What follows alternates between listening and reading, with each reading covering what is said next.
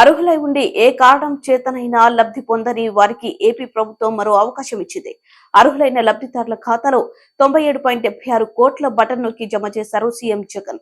ఇప్పటికే 4.5 డీబీటీ రూపంలో లబ్ధిదారులకు 2,46,551 కోట్లు జమ చేస్తారు. ఇలా ప్రతి ఏడాది 2 పర్యాయాలు జనవరి నుంచి జూన్ వరకు అందించిన సంక్షేమ పథకాలకు సంబంధించి ఏ కారణం చేతనైనా లబ్ధి చేకూరని వారికి జూలై నుంచి డిసెంబర్ వరకు అందించిన సంక్షేమ పథకాల్లో లబ్ధి జరగని వారికి డిసెంబర్, జనవరిలో అందించేందుకు వైసీపీ ప్రభుత్వం ఏర్పాట్లు పూర్తి చేసింది. అర్హులైన పేదలకు సంక్షేమ పథకాలు అందించాలనే లక్ష్యంతో జనం చెంతకే సంక్షేమం అర్హతే ప్రామాణికంగా వైసీపీ ప్రభుత్వం అడుగులు వేస్తుంది.